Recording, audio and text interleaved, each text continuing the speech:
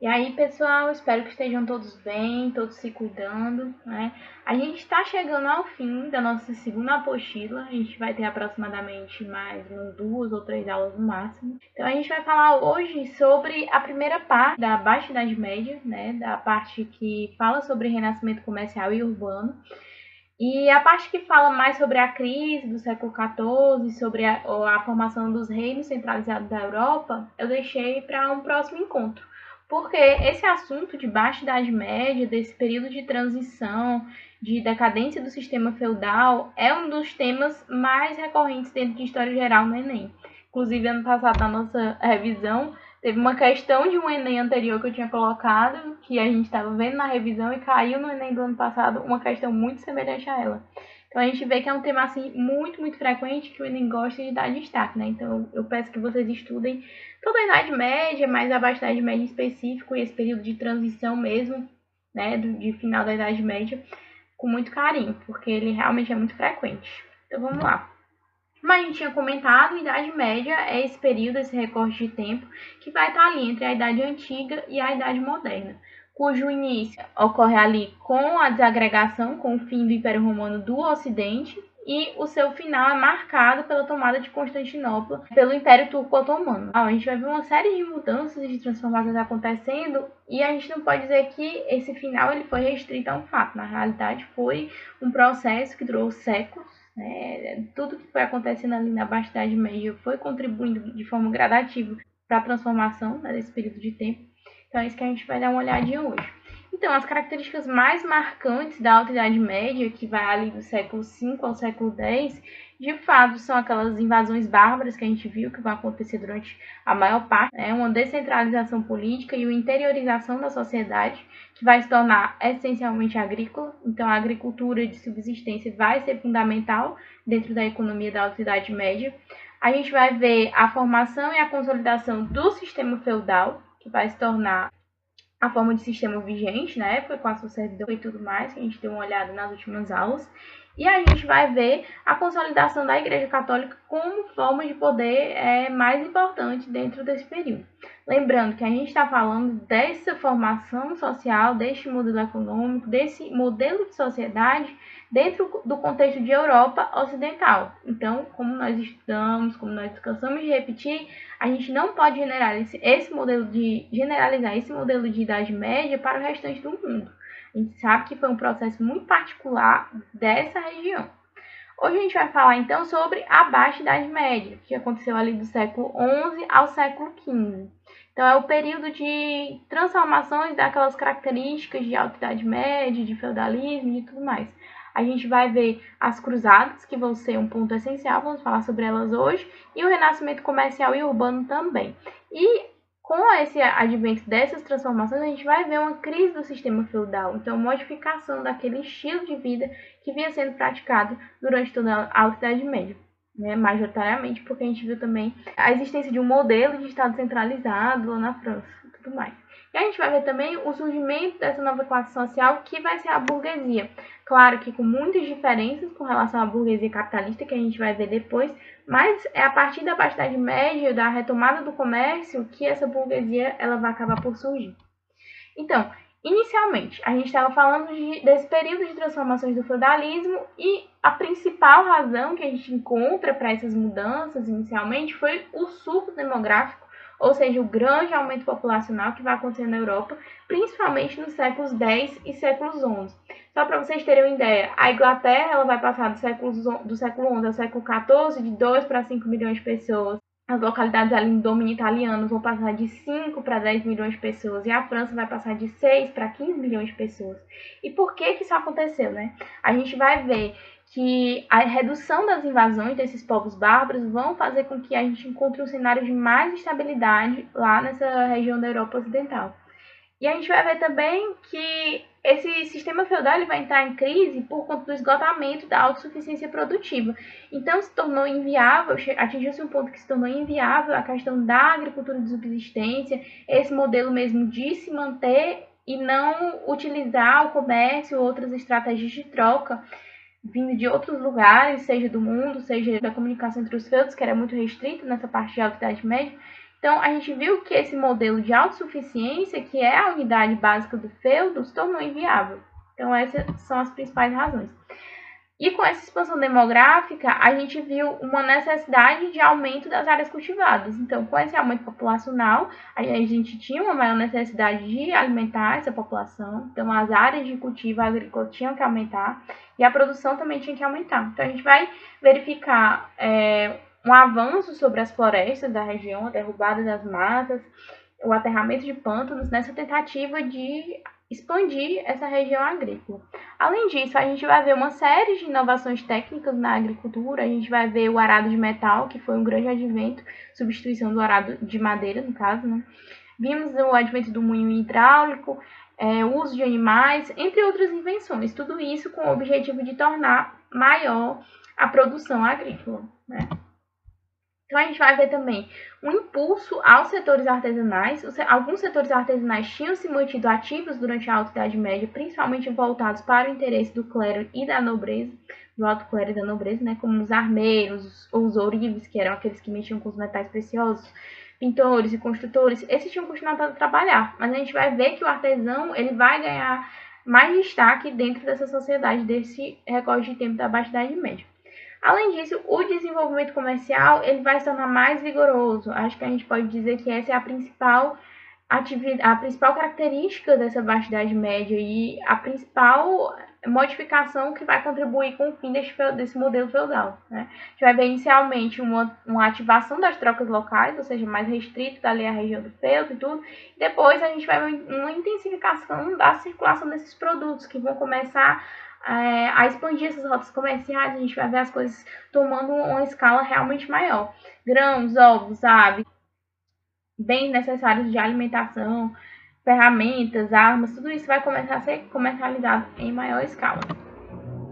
Então, com essa expansão demográfica, a gente viu algumas modificações dentro da própria sociedade. Os servos eles foram colocados mais ainda à margem da sociedade. Com o aumento demográfico, eles acabaram sendo expulsos dos feudos, não existia espaço, não existia trabalho para tantos servos, né? Eles acabaram ficando realmente à margem da sociedade, sem falar naqueles elevados impostos que a gente viu que eles eram obrigados a pagar para os senhores dos feudos, em troca dessa oportunidade, entre aspas, né, oportunidade de trabalho. A gente vai ver também essa tentativa de buscar novas atividades. Então, esse excedente populacional que vai se formar desempregado vai acabar necessitando de uma nova forma de ganhar a sua vida. A gente vai ver também uma marginalização não restrita somente aos servos, elas vão acabar por atingir os nobres também, principalmente por conta da questão do direito de primogenitura, que é o quê? Que o filho primogênito, ou seja, o primeiro filho, era quem tinha direito às terras, às posses dos pais, que eram senhores dos feudos nobres. Então, acabava que esses outros filhos, eles acabavam por se tornar cavaleiros andantes, vendendo seus serviços, tentando ajudar um outro senhor de feudo, numa tentativa de se abrigar, de ganhar alimentação e tudo mais. Inclusive, é nesse período que se passa a história do famoso Robin Hood. Ele é um dos que tiveram que se deslocar, ele era um ex-nobre que teve que, depois das cruzadas, se deslocar e se abrigar nas matas, junto com esse excedente populacional, né, servos e outras pessoas, membros do clero, que não tinham onde morar no período de crise. A gente vai ver que essa necessidade por novas terras e por novas riquezas, para poder sustentar esse excedente populacional, esse aumento de população, vai promover o quê? Um crescente expansionismo dentro desse contexto europeu.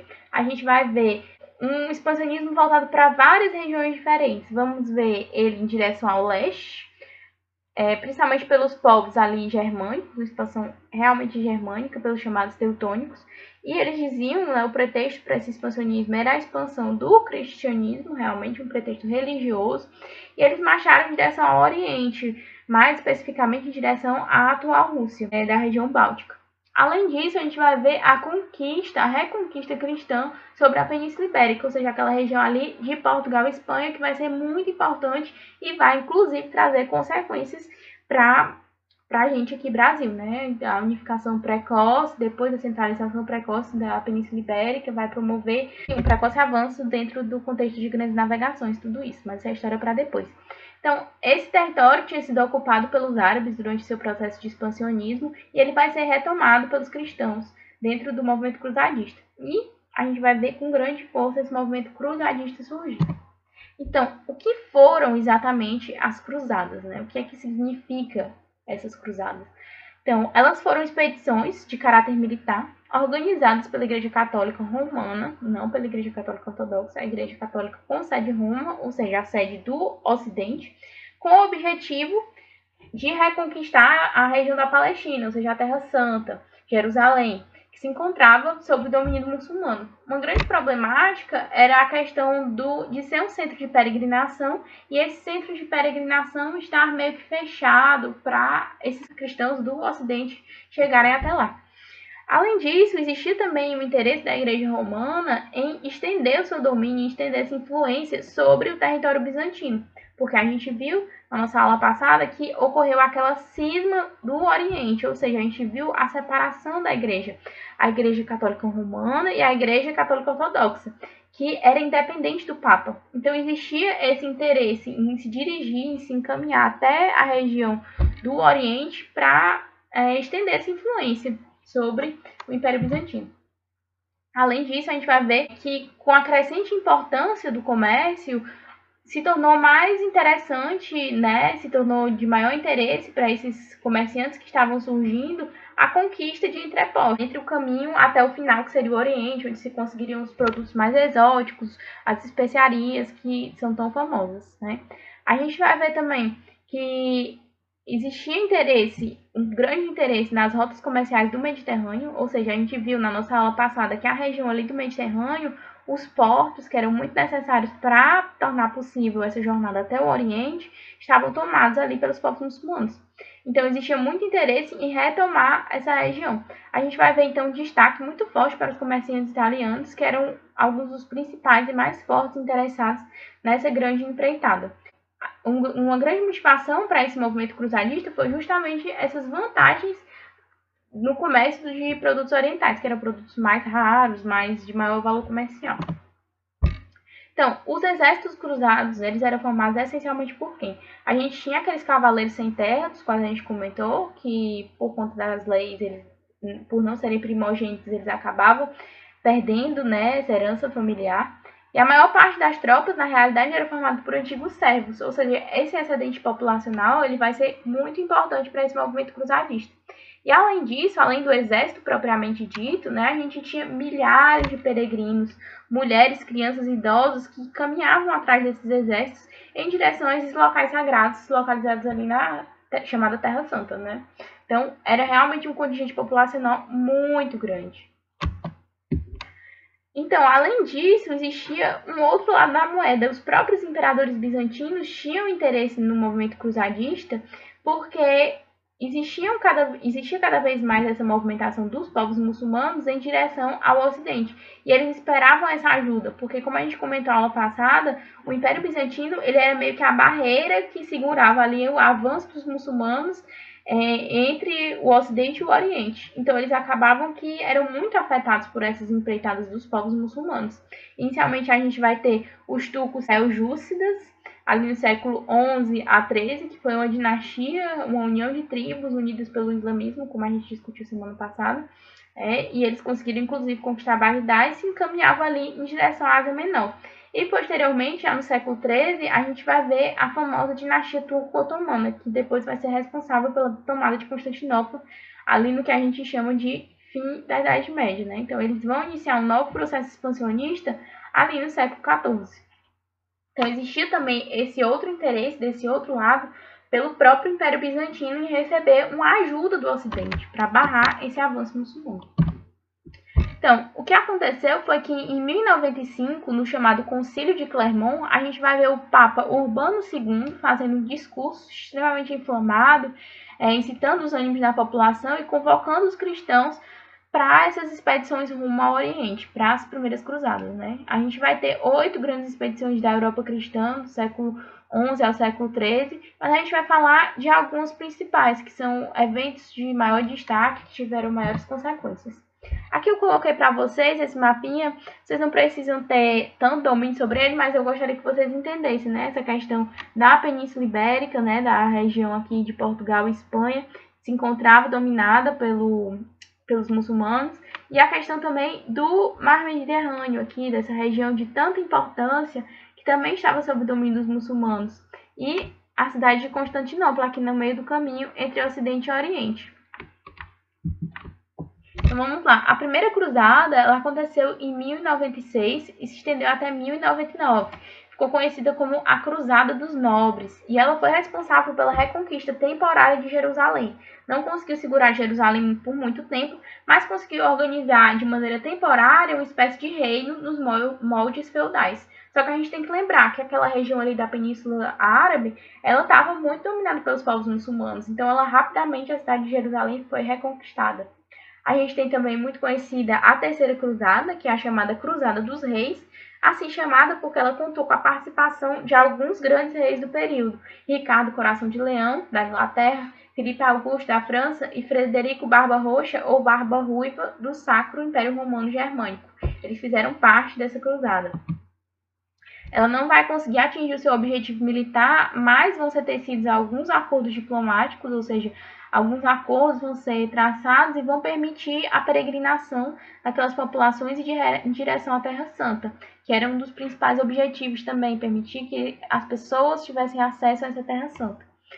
E a gente tinha também a Quarta Cruzada, que já foi uma cruzada diferenciada, uma vez que ela desviou o foco de Jerusalém para a cidade de Constantinopla, e ela foi chamada de Cruzada Comercial, porque ela foi liderada pelos comerciantes da cidade de Veneza. Ela já aconteceu ali mais tardiamente, em 1202, e se estendeu até 1204. A gente tem que entender que essas cruzadas elas eram muito cercadas de misticismo e espiritualidade. A Igreja Católica oferecia perdão pelos pecados, ela oferecia um lugar no paraíso para essas pessoas. Existe inclusive a chamada Cruzada das Crianças, e também antes dela a Cruzada dos Mendigos, que dizia que somente os puros e inocentes iriam poder libertar Jerusalém. Então, se utilizava muito desse pretexto religioso para encaminhar essas pessoas para essa guerra. Mas acabou que, por ser uma guerra extremamente sangrenta e que tinha muitas motivações comerciais e econômicas, o expansionismo da Igreja Católica e do poder da Igreja Católica estava muito por trás desse processo. Então, realmente foram inúmeras mortes de ambos os lados, mortes extremamente violentas, e os povos muçulmanos foram extremamente agredidos dentro dessa jornada. Então, a gente tinha uma violência extrema contra os não cristãos. Então, essa suposta guerra santa, ela não deve ser romantizada. A gente sabe que foi um processo extremamente violento e agressivo. Agora, a gente viu também o enriquecimento de algumas cidades por conta desse processo, com destaque para as cidades de Gênova e Veneza, ali na região da Itália. Elas vão se tornar cidades extremamente conhecidas e famosas e com uma grande influência e poder. Acontece que essas cidades elas favoreciam pelo aluguel de embarcações e acabaram por financiar algumas das cruzadas, como a gente viu ali no final, né? E, além disso, elas vão se tornar líderes no comércio pelo Mediterrâneo. Então, a gente vai ter a retomada do Mediterrâneo. Esse mar, que antes era aquele mar ali da região da Grécia, aquele mar todo que fica ali entre a África, o continente europeu e o continente asiático, vai ficar livre mais uma vez, né, desse domínio muçulmano, e vai permitir que esses comerciantes europeus voltem a comercializar por aquela região. Além disso, a gente vai ter um enfraquecimento da nobreza, que vai se empobrecer com esses altos custos, uma vez que a guerra era extremamente custosa, e o fortalecimento dos governantes em detrimento daquela descentralização política tão característica do feudalismo. Então, o feudalismo ele é marcado pela questão da divisão do poder, da fragmentação do poder, entre os diversos senhores nobres, senhores dos feudos, entre o alto clero, detentor também desses feudos, e a gente vai ver que com o empobrecimento, com o enfraquecimento dessa nobreza, o soberano, o rei, vai acabar por concentrar nas suas mãos maior parcela do poder. E a gente vai começando a ver a questão da centralização política. Além disso, a gente vai ver o surgimento de divergências entre certas regiões, ou seja, uma ideia, um caráter que vai facilitar a questão da centralização do poder mais uma vez. Ou seja, ali na Terceira Cruzada, a gente viu que alguns governantes participaram, né? Foi a Cruzada dos Reis. Então, a gente vai ver que a Inglaterra, a França, os reinos germânicos vão acabar criando divergências entre si. E essa questão de conflitos, ela é muito característica por favorecer a centralização política. Então, acabava que a Inglaterra ia se unir, ia se centralizar, ia se unificar mais em direção ao objetivo comum. A França também ia acabar por viver um processo mais ou menos parecido, e assim vai. Então, essa questão da centralização política, da concentração do poder nas mãos do rei, que vai acabar evoluindo para os regimes monárquicos e absolutistas da Idade Moderna, já vai caracterizando mais essa questão do fim da Idade Média. Então, além disso, a gente vai ver que esse movimento cruzadista ele vai ser muito responsável pela visão extremamente eurocêntrica, extremamente danosa e prejudicial de que a Europa ela podia impor seu estilo de vida, sua visão de mundo, seus valores para todos os povos com quem entrasse em contato. Então, para os historiadores árabes, principalmente, a gente vai ter uma ideia de que esse teria sido o início do chamado imperialismo ocidental. Seria a primeira prova desse imperialismo ocidental que tanto ia se expandir, né, ao longo dos próximos anos. Então, a gente vai ver uma motivação para reconquistar a região da Península Ibérica, retomar aquela região ali de Portugal e Espanha, e também vamos ver uma motivação para as grandes navegações. Então, essa ideia de que o modo de vida, o estilo de vida europeu era o correto e o supostamente evoluído, vai se fortalecer a partir do movimento cruzadista. Então, agora vamos falar um pouquinho sobre o renascimento comercial. A gente vai ver que as cidades comerciais, as cidades medievais, elas vão gradativamente se transformar em um ponto de convergência, ou seja, o fluxo vai acabar se direcionando para essas certas cidades dentro das rotas comerciais. Então, as cidades medievais europeias, ocidentais, elas vão acabar se tornando entrepostos comerciais. Vão começar a receber os produtos de luxo do Oriente, e comercializar produtos de consumo em geral, como cereais, madeira, bens agrícolas, de alimentação e tudo mais. E a gente vai ver dois principais pontos. A gente vai ver a rota do Mediterrâneo, né, que era o antigo caminho das cruzadas, a região ali do mar, daquele mar tão conhecido entre o continente europeu, o continente africano e o continente asiático, extremamente importante para o fluxo marítimo, né, desse comércio, uma crescente importância e lucratividade. E as cidades de Gênova e Veneza, como a gente comentou, vão ter extremo destaque e importância dentro desse contexto. E elas vão acabar por monopolizar os produtos do Oriente. Então, elas vão ali segurar, vão começar a cobrar impostos, vão começar, né, a concentrar o poder sobre a distribuição desses produtos. Então, para você comercializar esses produtos com o restante da Europa, você meio que tinha que passar por Gênova e Veneza.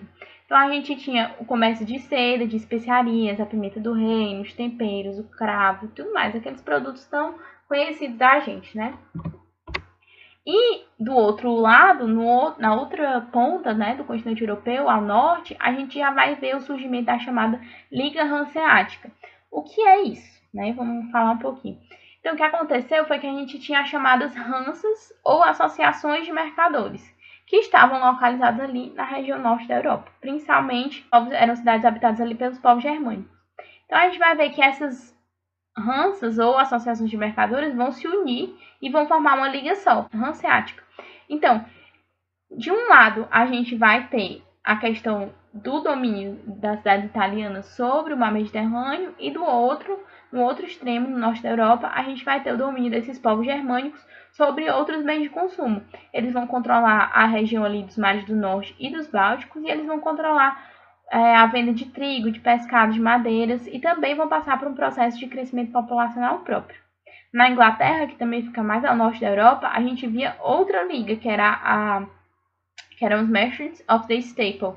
E eles controlavam a venda de lã e também controlavam a importação de produtos de Flandres, que é aquela região ali atualmente correspondente à Bélgica, que concentrava uma outra feira muito importante. Então, como a gente acabou de comentar aqui, a gente vai ter dois polos comerciais na Europa da Baixa Idade Média. A gente vai ter o polo italiano, concentrado principalmente ali na cidade de Gênova e Veneza, e a gente vai ter o polo germânico mais ao norte. E entre esses dois polos, a gente vai ter as grandes feiras. A gente vai ter uma das principais, que vai ser a Feira de Champagne, e também a Feira de Flandres, como a gente comentou. A planície de Champagne é localizada no centro da França. Então, eu coloquei aqui esse mapinha para vocês entenderem. Vamos lá tentar entender um pouco mais. Então, aqui na região norte, a gente vai ter esses povos germânicos, certo? Aqui, a Feira de Champagne, entre o norte e aqui o Mar Mediterrâneo. Então, essa região do Mar Mediterrâneo, aqui, ó, a Itália, Gênova e Veneza, vão acabar servindo de entreposto né, para o comércio que vai vir aqui do Oriente. E aqui no meio a gente vai ter a feira e para cá os povos germânicos, certo? A gente vai ver que vai acontecer um desenvolvimento comercial, certo? Crescente. Claro que a gente está falando de séculos, de muitos anos. Então, a gente tem que entender que são processos que vão levar algumas gerações. Não vai ser da noite para o dia que as coisas vão voltar a acontecer.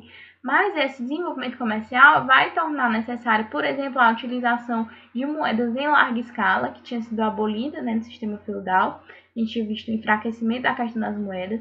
A gente vai ver o surgimento também das chamadas letras de câmbio, que eram o quê? Eram títulos, ou seja, papéis que davam direitos a um saque no banco. A gente vai ver, então, o desenvolvimento e fortalecimento das atividades bancárias.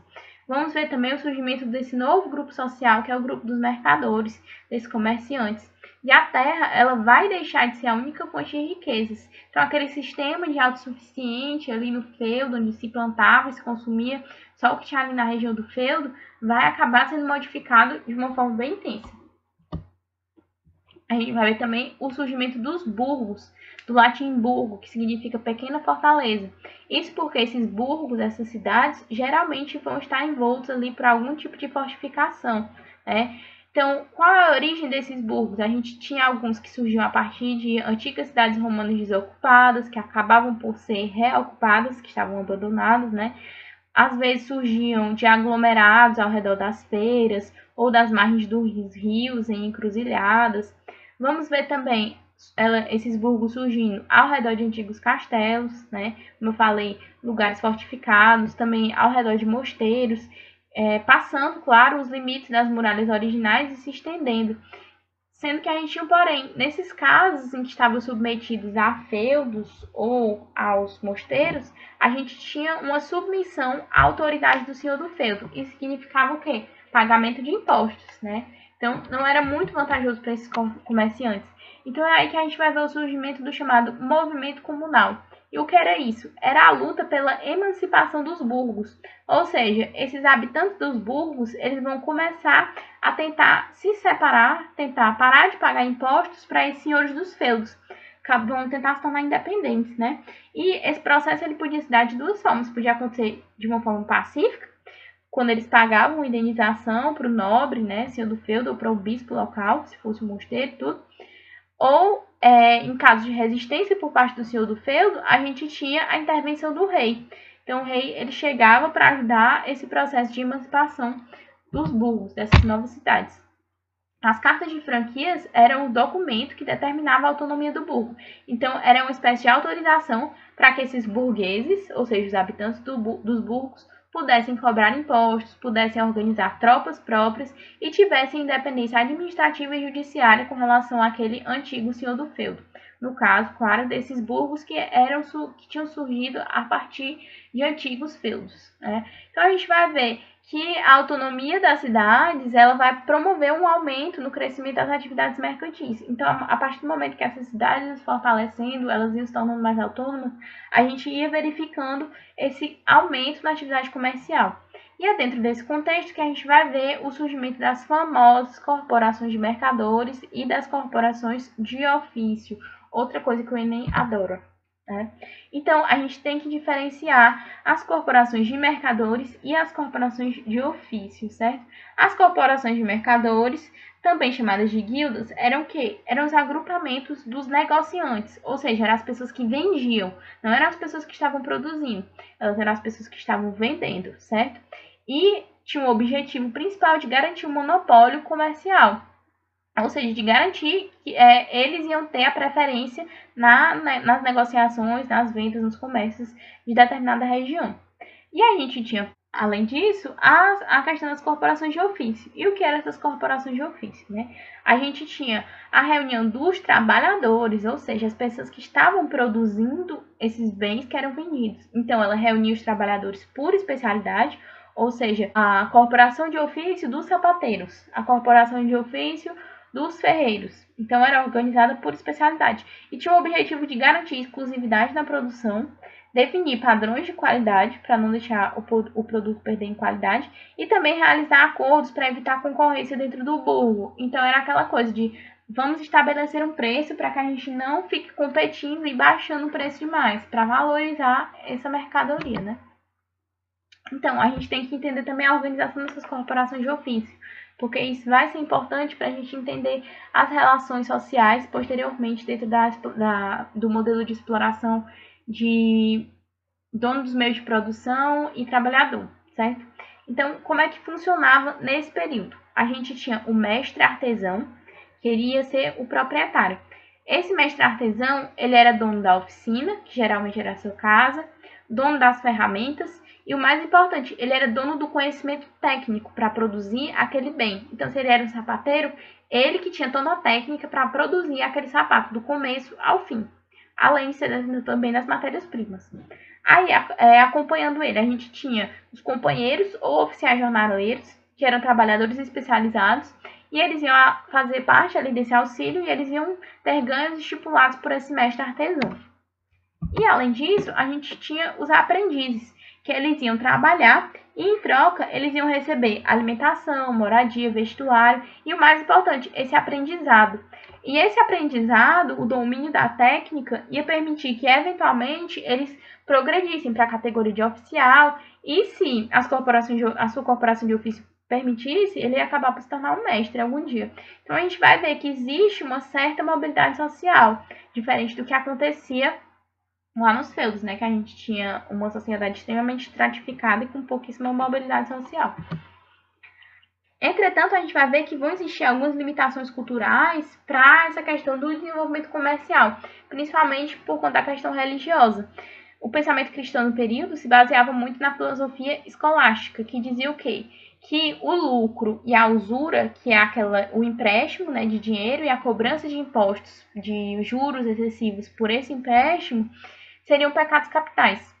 E a questão do empréstimo bancário e do lucro dentro desse comércio era extremamente, assim, faziam parte de uma forma muito intensa desse processo de evolução comercial, né? Então, existia a ideia do justo preço. O que era esse justo preço? Que o preço ele não podia exceder o custo da matéria-prima mais a mão de obra do trabalhador. Então, o objetivo não era obter um lucro exorbitante, de fato. Não era permitido pela crença da época, né? Então, isso acabava por inibir esse acúmulo de capital e acabava por inibir também a questão de novos investimentos nesse ramo do comércio. A gente vai ver, então, o surgimento da famosa burguesia. Novamente, eu quero destacar para vocês que essa burguesia que a gente vai ver aqui, ela tem características bem diferentes da burguesia capitalista que a gente vai ver depois, né? Mas é a partir daqui que ela vai surgir. Então, inicialmente é um termo criado para falar desses habitantes dos burgos, dessas cidades, né? Então, é um grupo social que ele vai ascender de forma lenta, né? Esse enriquecimento vai ser lento por conta das limitações que a gente falou agora, mas que vai acabar por ascender socialmente. E era formado por quem? Por esses comerciantes, por uma parte dos artesãos e por esses banqueiros que estavam enriquecendo também neste período. E o objetivo predominante deles ainda era o quê? Diferente da burguesia capitalista que a gente vai ver depois, né? O objetivo deles era principalmente a busca de riquezas para poder se integrar à nobreza. Então, o grande objetivo deles era conseguir terras e feudos e títulos, ainda nessa lógica de feudalismo, né? Mas a gente já observa que eles tinham característica muito diferente da característica do servo, do cidadão, do feudo na Alta Idade Média, né? Então, a gente tem que diferenciar eles da burguesia capitalista que vai se formar ali dos séculos 18 e 19, né? Que tinha como principal objetivo lucrar para poder reinvestir no próprio capital e não para ascender socialmente nesse sentido de se tornar nobreza, né? Realmente era uma classe separada. Então, concluindo aqui para a gente, de forma resumida, o que a gente tem dentro desse contexto de renascimento comercial e urbano, né? A gente tem a expansão do trabalho remunerado, ou seja, o trabalhador assalariado ele vai de fato surgir. Não vamos ter mais esse modelo de servidão coletiva baseado na agricultura, né? E a questão da vida urbana também. E a possibilidade de lucro individual também vai surgir, apesar das restrições religiosas, né, da questão da filosofia escolástica. E a economia ela vai ser fortemente monetizada, ou seja, vai usar de uma forma muito intensa a questão da moeda e muito dependente do comércio. Isso vai crescer, né? Então, eu trouxe aqui para vocês só de novo esse esqueminha aqui para quando vocês forem estudar, vocês poderem revisar. Então a gente vai ter um aumento populacional após o fim das invasões bárbaras, né? Os senhores sem terra e os servos sem terra vão acabar por ser marginalizados, vão viver afastados da sociedade, com mais dificuldades financeiras, né? Não vão conseguir mais se utilizar daquele sistema de autossuficiência dentro dos feudos. E vamos ver o surgimento das cruzadas. As cruzadas elas vão permitir a reabertura do Mediterrâneo, mas o Mediterrâneo não vai mais estar sob o domínio dos povos muçulmanos. E com isso, o renascimento comercial e o renascimento urbano vão se fortalecer. Né? Nesse contexto, a gente tinha o rei como liderança político-militar e o papa como a liderança espiritual. Então, era isso, gente, com relação ao renascimento comercial e ao renascimento urbano. E na aula que vem, na aula da semana que vem, a gente vai falar sobre as crises do século XIV e também sobre a questão dos estados centralizados que vão começar a se formar dentro desse contexto de fim de Idade Média, tá certo? Então, era isso, pessoal. Até semana que vem.